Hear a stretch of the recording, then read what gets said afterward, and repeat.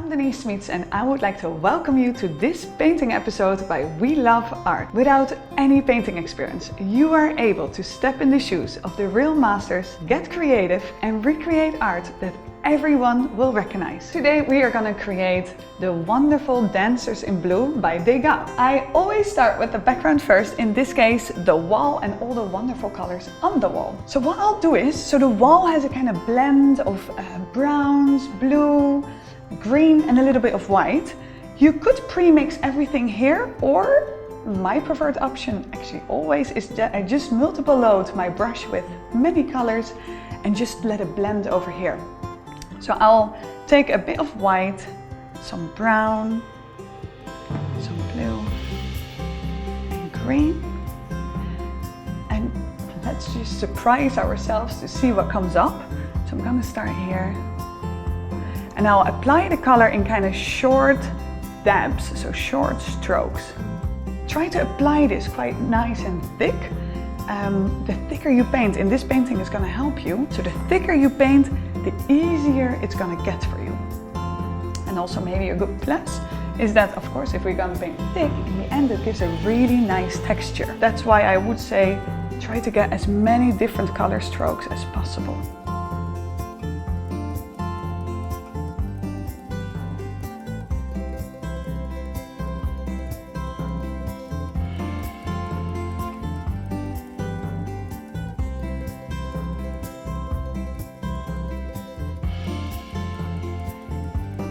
As you see, I go over all the outlines a little bit, not completely, but I just go slightly over the outlines.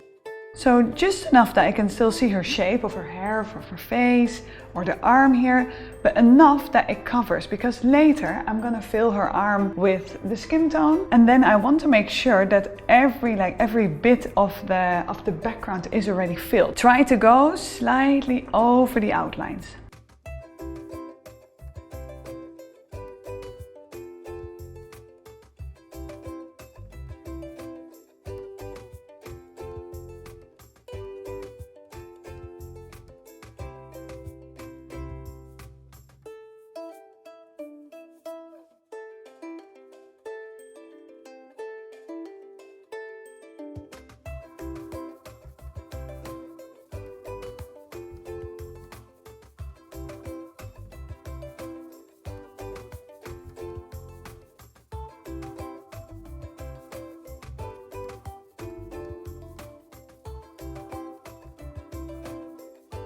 Again with just a bit of base color. So what you will notice with the skin color is that it constantly goes back and forth between shading, highlighting and creating the base tone. So play around with it, and constantly what I do is using the wet on wet technique. So basically when something is wet, I still add a shadow next to it and try to merge, for example, base and shadow together. Also for any of the outlines, what you can see here, you can either do it now or wait until later. The reason why I've chosen for this one is now is purely so I can see a little bit like how the total it's gonna look like. Because also later with the hair it will look so different. All you need to do is just dilute a little bit of the darker brown, maybe with a hint of black, dilute it with a little bit of water and then just easily apply the outline.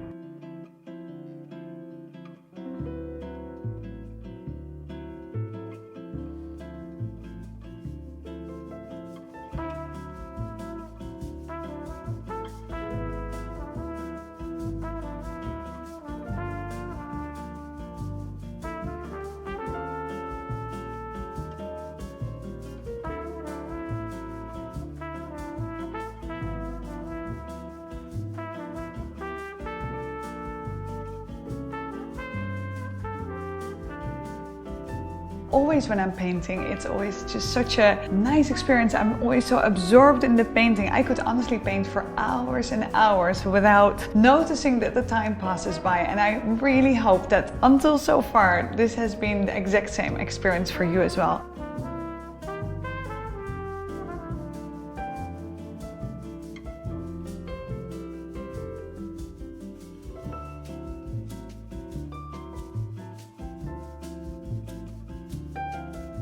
Back in the day when Degas was 18 years old, he applied to be a copyist in the Louvre in Paris. And well, he got accepted, which was great. And basically what it meant was that he would spend hours and hours trying to copy famous pieces which were hanging in the Louvre. And from copying something, and this is also what we're doing, from copying something they believed, and they still believe now, and I still believe it too, is that you learn a lot from it. You learn how to copy and how to accurately transfer an image to your own canvas, but also you'll learn how to maybe give a piece your own twist. And all my pieces also, so it doesn't matter how often I'm gonna do the exact same thing, it always turns out different. And I'm really happy with it, and I hope you're very happy with your version, your own unique twist on Dances in Blue, on Degas' piece. And I hope you're gonna be so happy with it and that it deserves a beautiful spot on the wall.